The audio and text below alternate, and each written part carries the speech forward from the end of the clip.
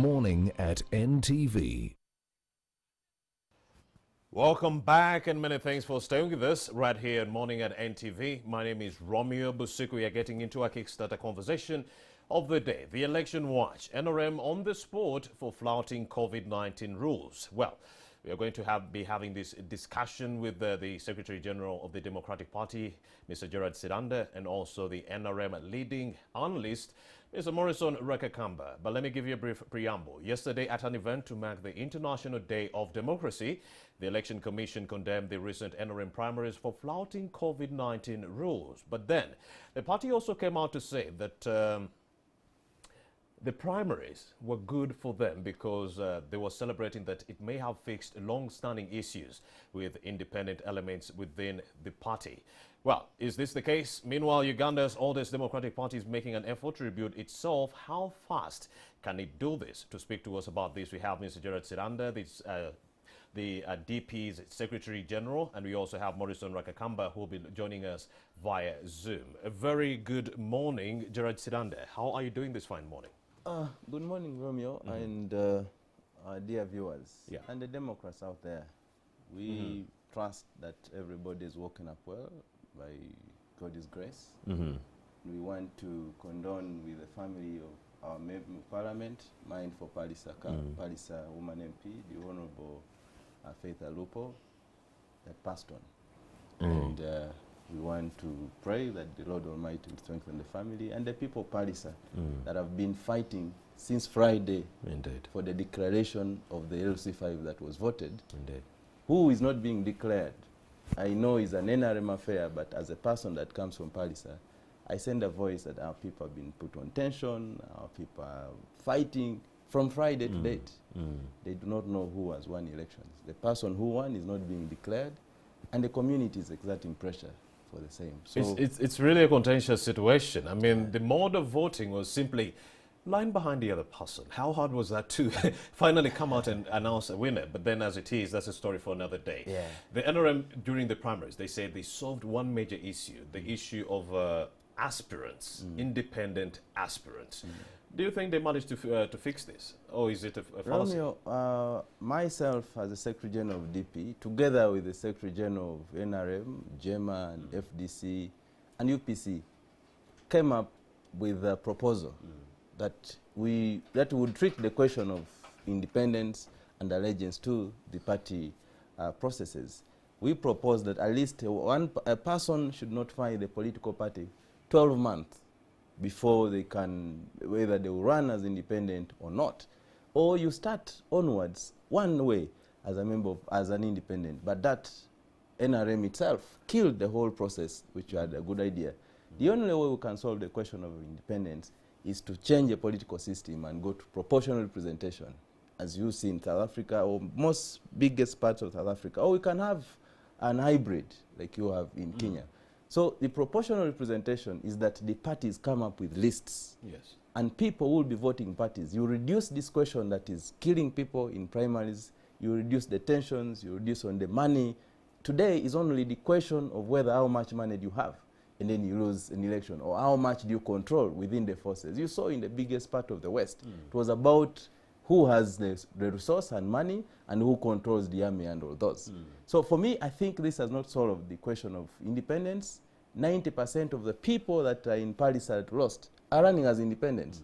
Even those that actually did not garner any results in terms of votes, they're running independents. And you saw a situation where a person comes with a kid, carrying a kid, one at the back, they count the baby here, they count the one at the back, they count this person, then they run to a different place. Even the baby is counted? Yes, all of them are counted. And this is something that is within the public knowledge.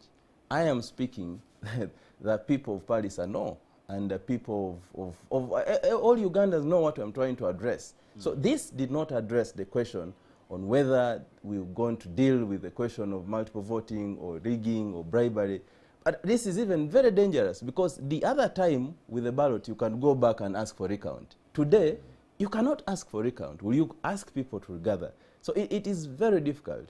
And for me, the NRM, using their powers, in quotes as they can help the country heal from these processes of electioneering hangover by changing the political system, and we go to the proportional representation, where political parties with ideologies, with policies, people will be based on what policies they present. Today is not that. It's about emotions, it's about who steps on table, it's about who is feeding people. And for me, that is making our country lose the overall idea of electioneering and democracy. How are the recounts happening? We also understand the mode of voting was lining behind each other. So why were there so many cases of rigging? That's like what I'm telling you. You get a village which has 3,000 people. A village. You can never get that in Uganda. In entirely our people that vote. And you know, along the way, when they were one day or few hours to polling, their chairman makes a declaration that everybody, as long as you're a recognized member in the village, you can go on and participate in an election. So it became very, very, very difficult that you even could not tell whoever controlled the registers had a say into the final outcome. So for this process, you only had to speak to registrars of the sub-county and counties and county registrars. So from that, the registrar just changes. You know, he leaves the line, people jubilating, they know this one has won. On the final tally of the registrar is a different result. So people would just add on zeros and add on zeros, or else everybody would line up, like I've told you, even if they're children or even if they're DP members, as long as they're members within the villages, people would just line up to vote. So for me, that does not bring out the reality of who, even in terms of multi-party dispensation. In multipartism or person of voting, a person is registered, you present your credentials, you show whether you're a registered voter, then you're allowed to line up. Now, this declaration by the president removed all that. And if you had concentrated around NRM people in the register, then there was a declaration that everybody, those that you didn't focus on, would come and cast a ballot for a different person. So the whole confusion started from that declaration. And also the process of not having a proper system of tracking is that you line up in a village A like Nangodi, you go to Ngalwe, you counted, you go to Kasodo Trading Center, you counted, you go to Najeneti, you counted, and that's the whole confusion. So there is no way of tracking how many have voted. They wouldn't use the thumbprint ink. It was not there to count that they have counted. They just count you, you can run to the next center and you count it again.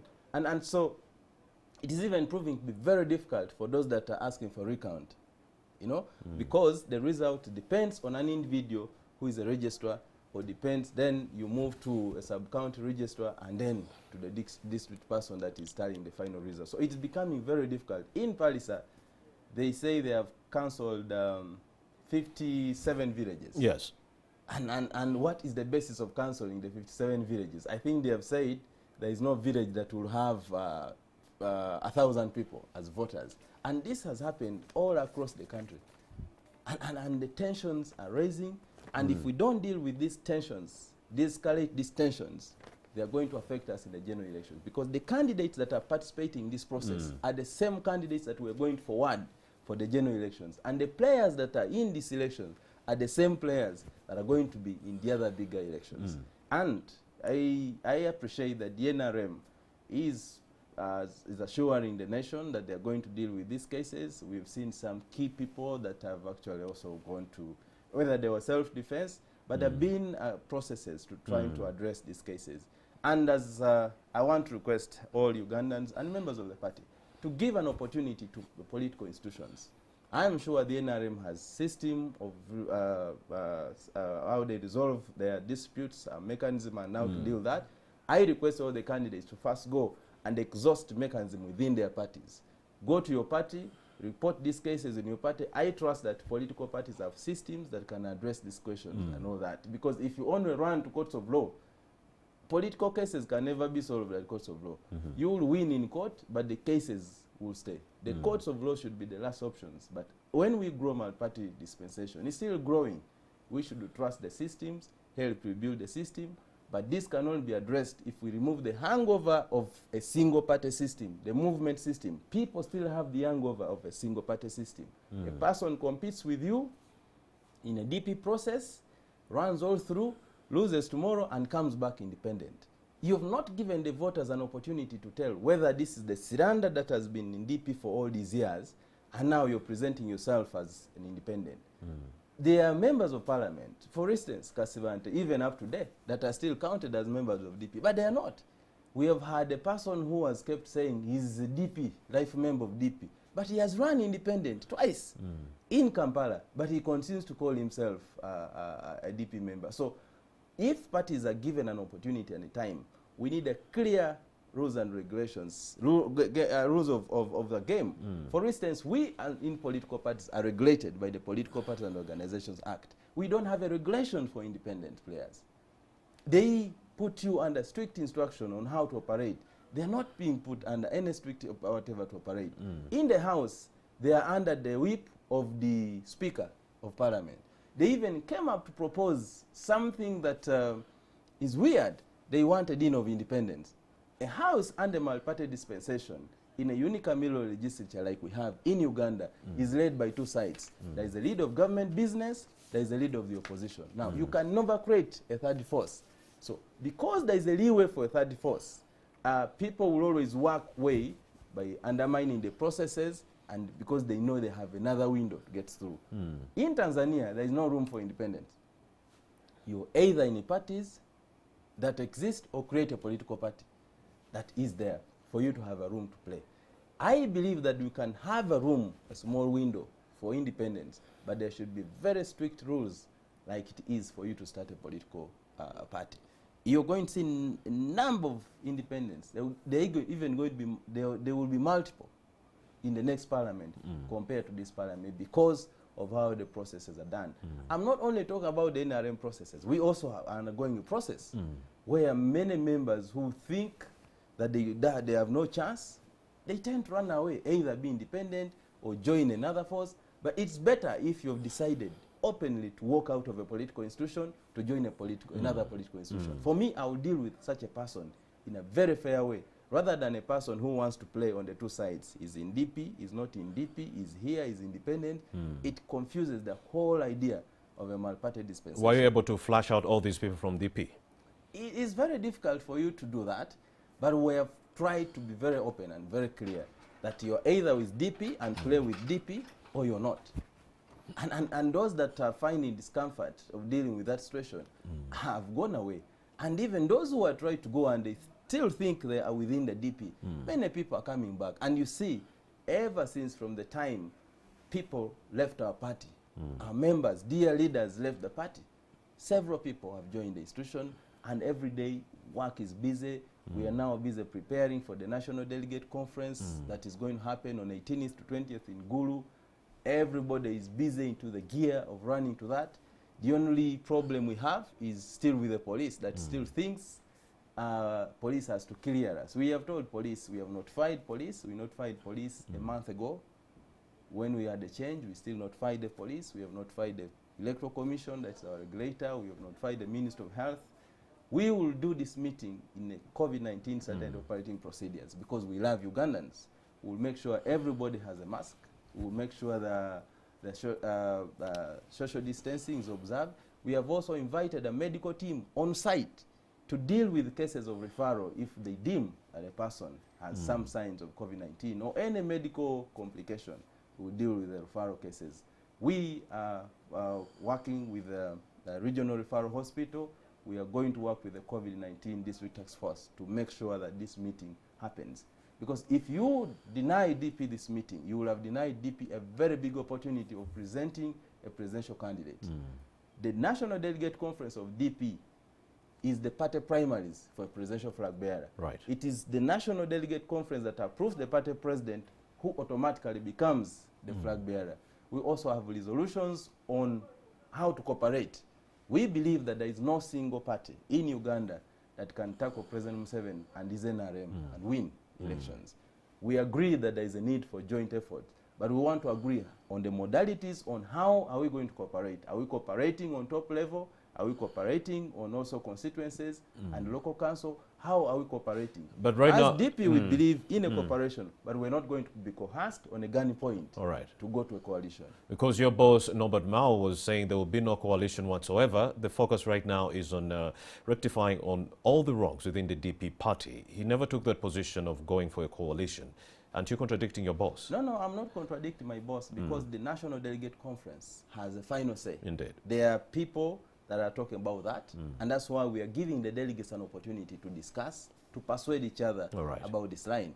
Of course, our preoccupation now is to work and rebuild the party for the Uganda we want. Even if we are going to go to a coalition, we must have a strong institution. We must have a party not built around an individual. Who knows if Norbert Mao will be voted in a delegate conference or not? There are other people that want to beat him. I'm not running for presidency. I am running for the Secretary General. And who knows in the future, maybe I will be. But for now, our preoccupation is to build the political dispensation of multi-party politics that we believe in. The Democratic Party presented an idea of a grand people's coalition based on ideas, based on policy, on how we will move to tackle the regime. Because I don't believe, and we don't believe, that the narrative of Agende, Ajakola Wati, we will kill him, we will murder him, works. No.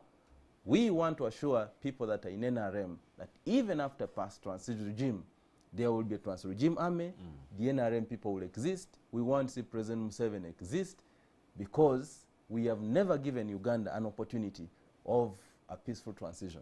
And if we don't assure Uganda that we as DP that have a DNA of a multi-party dispensation, a DNA of democracy, can grant Uganda that, then we will have a challenge. Nobody in Africa has come to power without working with people that have been, without assuring the sitting regime that they will exist past past their leadership. In Gambia, you saw what happened.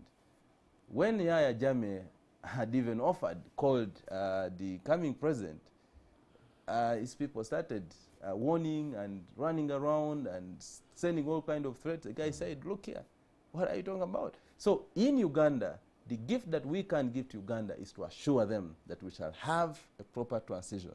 We will change the regime without bloodshed. We will change the regime, and every Ugandan will have an opportunity to live and observe what the new government will do. And the DP is ready for that. Let's talk about multi-party politics.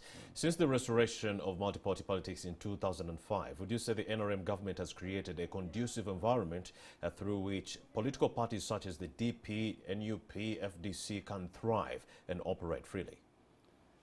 Romeo, it's very difficult for you to even think that we run what we call multi-party dispensation in Uganda.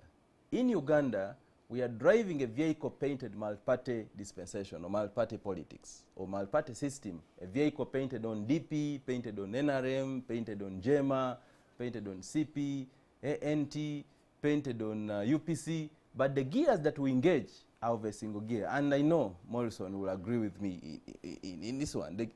The gears that we engage are of a single gear system. We still have the hangover of the NRM system, in that you get a police officer who still thinks that there is no separation between the NRM and the government and the police. You get the VISOs, the PISOs, the RDCs, who are by constitution are supposed to be public servants, taking a decision and determining. This morning, as we speak, the RDC of Guru has written to the headmaster of Sir Samuel Baker, asking them that they have identified Sir Samuel Baker as a potential venue to host the COVID-19 cases. That's just after they know that DP is going to be hosting a delegate conference in that school. So for me... So do you still have plans to hold a delegate conference? We're going ahead. We have permission to do in that venue. Even if it's designated as a... How? Has it been waiting for the DP? Has it been waiting for 18th to 20th? Yes. It has been there for so this is a move to frustrate So Sidanda this is a and his move group. to frustrate our party and our delegates. We've mobilized, we have gazetted that this delegate conference is happening in that school. We appreciate the fight of COVID-19, but they can wait for DP to finish the meeting because this is a 2-day meeting. You cannot just say that that's how you have identified Sir Samuel Baker. After all along, since March, the task force has existed. Is it only looking at time when DP is going for the meeting? you know. So it's very difficult. Public places have also been identified as COVID-19. And when we go centers, when we go to look for good friends that are going to host us, they also say they're going to do COVID-19. The NRM has been holding primaries across Uganda in over 67,000 villages. 67,000 villages everywhere with no social distancing, with no mask, with nothing, with no hand washing facility. You cannot say that the DP meeting that is gazetted, that is constitutional, that leaders who come are not everybody. Their leaders invited of the party are going to be very dangerous and will bring COVID-19. Well, when you've allowed the villages to do that. So that is a sign that there is no multi-party dispensation. Right. There is no freedom to mobilize. I can never grow like NRM, because if I go to Palisa or to Ngalu, I say, Ndinywa, do this organization, this. It's not going to be allowed. It's not going to be allowed. And you know, NRM, you've not there are few cases where I've seen that NRM operations or NRM activities have been blocked. The police, even if the NRM would want that, I want to appreciate the leadership and the Honorable Justine Kasule Lumumba that has a bit brought sanity, that you see Justine, you see me, you see Nandala, that there is a bit of working together to rebuild. And the likes of Todong, the Omona before he moved, and Nankabirwa, is a team that is now trying to bring to show that there is a bit of working. Maybe because there are young people within this generation and they have a thinking that tomorrow the NRM will not exist. Romeo and the Ugandans and people that, yes, there is NRM has not worked towards a line of ensuring that we build a multi-party dispensation. And I have kept asking them that they should use the time in courts of the numbers they have to build a stronger system that will help a multi-party dispensation thrive, even without NRM.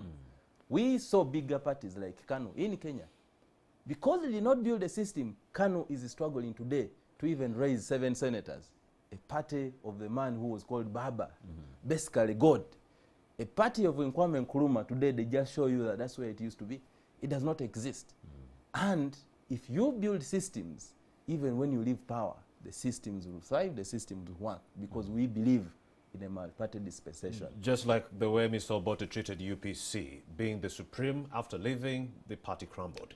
Well, let's talk about selective application of the law, Mr. Gerard Siranda. What we saw during the primaries, security apparatus giving leeway to NRM people to continue with their rallies. Do you think such behavior shall be replicated on the national stage, with security apparatus pouncing on new opposition and then giving leeway to NRM people to campaign freely after nominations? Romeo, like I said, what we've seen in NRM, if we don't treat it well, it will sparkle into the main elections. I have already told you that the police is giving us headache to just hold our national delegate conference, which has to present candidates for elections. I have told you, even when we want to hold a small meeting, gazetted meeting, it is being blocked. So the NRM has a leeway. I do not know whether the people in security sector police separate the NRM with the state. And because that separation is very narrow, or it's not there, then we need the goodwill of the chairman of NRM, in his capacity as the chairman of NRM and the president, to do this pronouncement. Some things are not going to be written anywhere in the law, but it's out of good practice. If you have left the NRM meeting to exist, then you have to leave the DP meetings. I agree that we must observe the rules and regulation of COVID-19. I agree that we have to walk the talk together to fight this pandemic.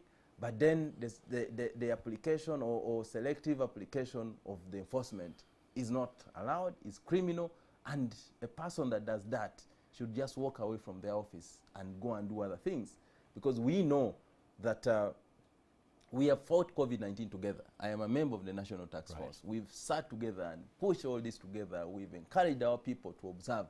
But we, people that have in leadership, me that have an opportunity to come to NTV, we're not doing that. We have seen that happened to the NRM. I saw that some people were called to go and give statement to police. What happened after the statement? You know, nothing has happened. But you know, if you surrender, you have a meeting, you're going to be imprisoned, you're going to be clobbered, you're going to be insulted and undermined in terms of the process. To the extent that people have started fearing the police and cars that are moving rather than fearing COVID-19. In my village, in Kasodo, or in Palisa Town Council, if people see the van, any car or lights, there may be even a torch, people run, and people have broken themselves, people have got injured, not because they fear the COVID-19, but because they fear the police and how the police is using the COVID-19 thing, hiding under COVID-19 to undermine the rules of law, to undermine the rights of people, to abuse and torture people. That is unacceptable. And if we do not address that, as the iPod the other day, we condemned a lot of these, because we believe if we don't work with the message of peace, if we don't work with the message of non-violence, this violence in an election where all of us will have candidates, it will be multiple. It will be very difficult to control, because there are people that are going to hide under the disguise of fighting COVID-19, observing the presidential directives, just to torture people. It's going to be very difficult to find you. Romeo, you have your meeting, they will say, this Romeo is undermining and breaking the rules of regulation or COVID-19 regulations. They block the meeting. And if you have a grudge or a person that feels they have to defend the NRM, there are places in Uganda where the police and GISOs and VISOs just feel they do not want to see any other color apart from yellow. So for me, environments like those do not allow us to grow in terms of ideology, in terms of ideas, in terms of what we present. The NRM will be much safer if we have a civilized opposition. It will be much safer if we have civilized individuals that bring and argue with NRM based on policy, based on alternative, and not just the radical movement. These situations is going to push many people into radicalism. Indeed. And radicalism has no room for the Uganda. Radicalism does never produce a solution. Radicalism can never produce a tangible outcome and solution. They will come, push you out, but without solutions. That's what happened in Egypt. After pushing out where they're there, because they were not planned, a planned entity, the military might of the military, you know, Muslim Brotherhood that were organized, came and took over power and did not provide the solution. So I want to encourage and call upon the police with the sitting regime, the NRM, because the NRM is key in this area where we are moving, because they control the army, they control the police, they control the security officers, even Operation Wealth Creation now is army. Everything in Uganda that gives you a service is being reduced to army. They control the NIRA, which gives you the ID for you to be in position to go and participate. If you go to Kololo now, everything is around the army, you know. So they control all those sectors. And for me, I believe that the NRM is key. And I want to call upon the leadership of the NRM. I know there are good people in NRM. For them to come and preside over this process, as the sitting government, they are accountable to all our lives. They are accountable to whatever we go through, to ensure that we have a peaceful elections and we have a plan for peaceful transition without bloodshed. Well, I'm having this conversation with Gerard Siranda. We are also trying to establish a clear communication signal with Mr. Maurice Rakakamba, a leading NRM analyst who is all the way in Rukunjiri.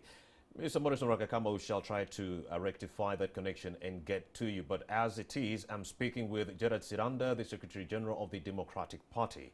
Mr. Gerard Siranda, do you share the same sentiments with other politicians in various political parties, especially in the opposition, like the National Unity Platform, the Alliance for National Transformation, the Forum for Democratic Change, who actually purport that the NRM government is using the COVID-19 pandemic as a ruse to frustrate the opposition? Do you also share the same sentiments? I believe so. I'm, like I said, a member of the National Task Force.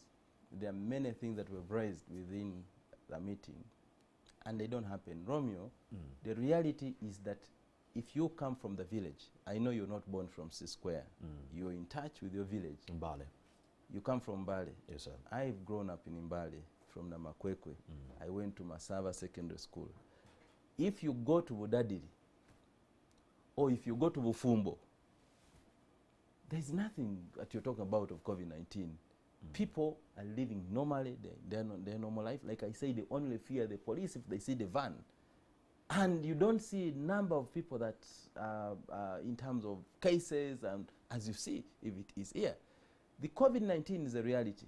It exists. We have to find means on living with COVID-19 as a new normal.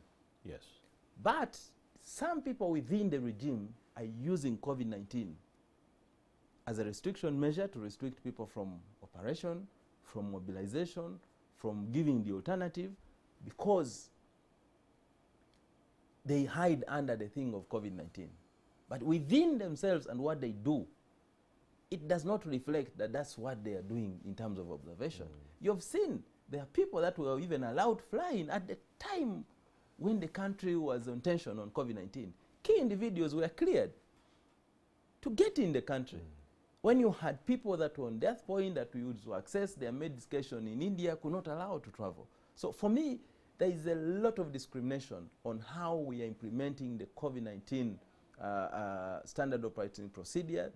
If it comes to a different entity or different person that deemed it to be stronger or priority in the country, it's not fair. And for me, COVID is there, but we can also borrow what other good practices other countries have done. We are not doing that because we know that it gives an advantage on the key people that are within. I have told you, the regime, what the RDCs are doing. By law, they're supposed to be civil servants, but they have yellow t-shirts. They are playing with yellow in. I don't have an opportunity to wear my DP a number to play. They are playing. So in other words, they are training. One team is training. They are doing all the drills. They are practicing how to shoot penalty. They are practicing how to shoot the corner kicks. They know how the control tower is moving. For you, your plane is sleeping. You don't know what, as a control tower, you don't know what is happening. Your team is not practicing. You'll even go into the field and be given a penalty. And you not manage how to shoot a penalty because one team is being allowed to practice despite of all this. In my village, in Oloki, people are playing football normally. But when it comes to you to do operation, they say you cannot. I just stopped in Kamuge the other day, and all police was all over saying you cannot hold this meeting. I said I am a Ugandan. This is where I come from, and I am a person that the NTV has given an opportunity that I cannot stop in my village and nobody gathers around me because they think I have an opinion. When you go around, the other day, I told you from Friday, people had gathered at the district to demand that Dutch Patrick is declared. When I walk around, police comes, you cannot access this. Now, if you're denying me an access to a point, who can control and say, my people, our people don't do this. COVID-19 does A, B, C, D, and all those.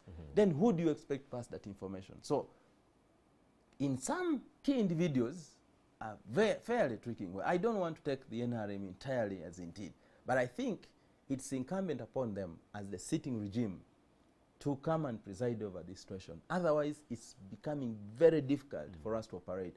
I have just told you, Romeo, it is very difficult. Now, we have a meeting that is planned. Delegates are coming from all over. They are accredited. We know that we have put certain standard operating procedures. There will be temperature machine gun. We have gone to a level that NRM did not even put a medical person on the site. We have medical units on site. They say you can't hold this meeting. Now, what do you expect us to do? And then the viewer is asking him or herself, how would you expect to trounce an opponent or opponents with whom you're not competing on the same level of ground? This is where we are going to force our way. And we know that every time, and that's why I say we are telling Ugandans and the DP people, we are going to go on with this meeting. It is within the interest of the police and the authorities to allow this meeting to go on. It's within their interests. But away from the meeting, Sirande, how do you expect to overcome an opponent or opponents with whom you're not competing on the same level of ground? I'm talking about the national election now. That's why we have come up, Romeo, to ask the Electoral Commission as the presiding officers of this election. Yes. They were under the regulation that they brought up where they were saying police will clear. In terms of elections, all our laws, police has no role. It is the Electoral Commission to invite the police if they think that they will not handle. And we're telling Electoral Commission, for us to move together, not to go to a ritual in terms of these elections, we want Electoral Commission to preside over this process. I want to appreciate that in some few instances, for instance, when we met them, there was nothing like you will do a meeting. Now there's a room that you can host a meeting. Yesterday I had Mr. Bukenya saying around 500 in the field you can. I don't know how we shall determine that. We were pushing them to say we can hold a meeting in town hall or in a field of over 1,000 people. We talk to them to go, talk to them to go. We know we have solid messages. The only thing the NRM can never work with us to outcompete is a solid message on how we speak to Ugandans. And we as DP, don't believe that we should engage in two-tier gas. Because every time you go and you're in engagement, running battle with the police, the message does not go to Ugandans. But even with that solid message, Siranda, you haven't been able to overcome President Museveni. He's been here since. Because there's been no space to do that. All right. There's been no space to do that.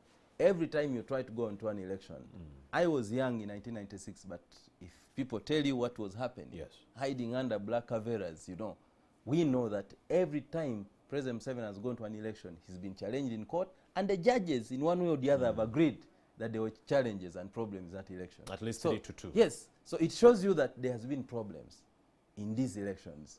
And President Museveni has not won this election outrightly because he has allowed people to compete. Interrogate the last petition, whose recommendations have not been effected up to now, 2016.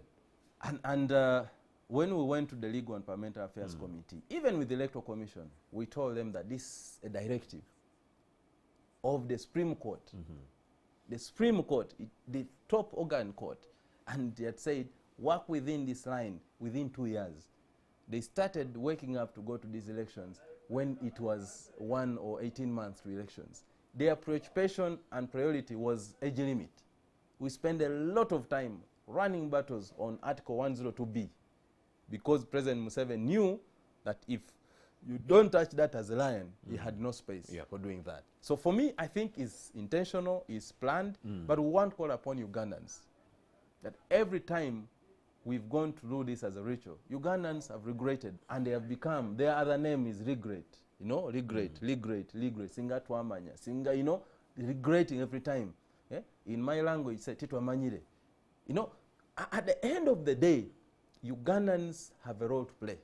Election is an opportunity where we have to renew our mandate and social contract with the people and present ourselves to what we want to do for the people, and the people should be in position not only listen to what we are, rhetorics that we are talking about, but the people should be in position to interrogate, to understand and know that this is what we have presented and this is what we want to do. All right. And for me, I believe that we have an opportunity now without the mass rallies to do an engagement, to have a one-on-one, meet a few people, speak to them, pass solid messages, and send them to go. Because in a rally, sometimes you go, you sing, you dance, and leave without a solid message. All right, hold that thought, Mr. Gerard Siranda. You see my main man, Morrison Rakakamba. You are live on NTV Uganda. A very good morning. How is Rukunjiri this time of day? It is rainy, it is cold, but it is very, very green. Yeah, and there is a lot of nuance because we are having lower local council elections for LC3s and councillors to the district.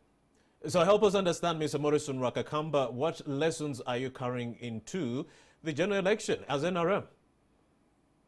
Well, first of all, I think across the world, because of the COVID pandemic, we are having really a new dynamic in how elections are conducted. Because for the first time, you know, politics is it's a contact game. It has always been about, you know, retail politics, house mobilization rallies. But because of this global pandemic, you know, the game has changed. I mean, this is, I think, a special election in a way, and I think it is going to be different. So how people communicate, how people innovate, how people use media, how people use socially distanced campaigns to be able to pass on the messaging, I think is what is going to be known about 2020. Yes, Mr. Rakakamba, let's interrogate over commercialization in our politics like we witnessed in the primaries. It was evident if you do not have money, you have no place in Uganda's political space. Now, Mr. Rakakamba, who is to blame for this behavior? Is it propagated by the politicians or the voters? I think it's really both, and also the level of conscientization of the citizenry. Because across the world where public affairs and politics are led by policy about changing the environment, about leadership, about progress, you find that groups and individuals that are interested in certain issues, those kind of issues may be ideological, maybe about the economy, maybe about lifestyle, maybe about housing, maybe about social security, you find that it is people and groups that would be contributing money, that would be fundraising to make sure that candidates who carry their message or who fall into their ideological lining you find that it is the people contributing the money, really in some other democracies. But in a situation where we are, people look at politicians to be the ones to, pay for the vote, to, mobilize their own resources and do personal investments. So to that extent, therefore, politics in our country have become, transactional. So I think at the level of leadership, there needs to be more conscientization, more education that politics is really not a business. Then also too, I think our political class also looks at politics or occupying leadership positions as jobs, not as service. I want you to look at the stampede. I want you to look at the overcrowding. I want you to look at the chaos. For example, in the past concluded NRM parliamentary primaries, this has not been seen at the lower local council levels. This has not been seen at the special interest group elections. This has not been seen at really councillors and mayors elections. It is at the parliamentary level. And why is it so? I think it is because of money in parliament, because those who are going there look at it as a job. So it becomes a do or die. They sell property, they marshal resources, they borrow money and invest in vote buying. And perhaps because also the citizenry know that when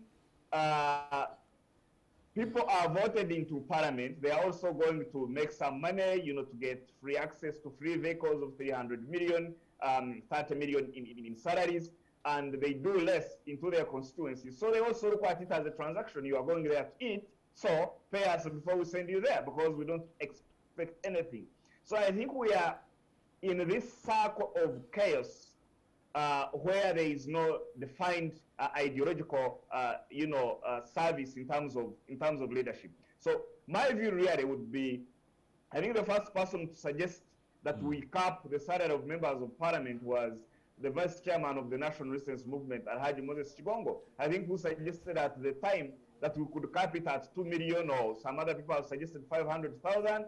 And if that happened, I think the chaos and the do or die, it would be, the parliament would be disincentivized, and you will have only people who will be going there really just to serve the people and who are not focused on the money and on the job, but to go and serve the people. So I think there is that chaos that as a country, through perhaps a dialogue process, to have a conversation on. Yes, Mr. Maurice Rakakamba. Now, with the increasing number of COVID-19 cases, now at 5,123, you have various political actors. You also have some development partners who are calling for a postponement of the 2021 general election. Now, Mr. Maurice Rakakamba, do you believe the COVID-19 pandemic is a force of unimaginable magnitude that could warrant a cancellation or postponement of this election? I think my view about COVID is that like any other pandemics, there is no evidence that even if we stopped the election, that COVID-19 cases would not continue rising, because beyond political rallies, there are markets, there are all these other gathering places, churches, and all these places, so it still could go up. I think what we need to do is to ensure that we have a responsible election where we follow the standard operating procedure. As much as it's a contact game, how do we make sure that all political parties, especially under the rubric of IPOD, which is an organization that brings together political parties, especially those in parliament, and this can be widened to include other members of the civic and other formations, to really set some common ground standards to ensure that campaigns are conducted in a safer way. I think it becomes difficult when some groups are holding rallies, are going against the standard operating procedures, and expect other groups not to do so. So I think there has to be a concert of all the political parties, to come together and agree, because at the end of the day, political parties and leaders are working for the people, and I really do believe that all political parties are interested in the safety and health of Ugandans. So to that extent, the love for Ugandans, the love for health of Ugandans should actually bring them together as political parties, not as government, really, not as the police, really, because you cannot actually use a gun to enforce management of a disease. So you really need a concert of all political parties under IPOD or under any other formation to come together with due honesty, find a common ground, and for the love of the life of Ugandans, agree on some procedures, on the conduct of campaigns that make Ugandans much more safer. All right, Morrison, many thanks for having made the time to join us this fine morning. Always a pleasure, my brother. All right. Morrison Rakakamba, a leading NRM analyst right there from Rukunjiri. We couldn't establish a clear signal before, but I hope you did get something from Mr. Rakakamba. Now, before I let you leave, Mr. Gerard Siramba, the Secretary General for the Democratic Party, let's talk about DP rebuilding fast enough. Is time on the party's side? I'll give you a minute or two for that. Yeah, I think since I have seen something saying the Uganda's oldest party in the NUP's shadow, I think that is wrong. We can only tell after 8th of February when we see the exams. The party is growing stronger and stronger. So it's not in NUP's shadow. And the theme of our NDC, National Delegate Conference this year, is rebuilding the party, the Democratic Party, for the Uganda we want. Every institution has had an opportunity. And for us, we have taken this as an opportunity to rebuild and really move with the people that believe in the struggle. This is not the first time people have crossed from DP. And the other time, 1960, was even worse. They crossed the regime, led by the leader of opposition then, Basil Batalingaya. We have had people that have joined to work with Museveni. But this party has existed. In a nutshell, the Democratic Party is not a shadow of the National Unity Platform. It's the only true political party that exists in Uganda. Great conversation with you, Mr. Maybe, I don't know. I think Morrison, I agree with him that the challenges we have now is because we have dropped the policy agenda, the alternatives, and we are moving with whoever steps on the table. But the regime in power that Morrison thinks for should set the pace, so that we lead this country. They should lead the policy agenda, and we would have seen that from the NRM. Gerard Siranda, the Secretary General for the Democratic Party, many thanks for having made the time to speak to us. I think we shall invite you some other time to have this conversation again. Indeed. Well, you're still watching Morning at NTV. We are going to take a short break. We shall return with a conversation on EU, which is funding or giving support to green entrepreneurs. We'll be right back.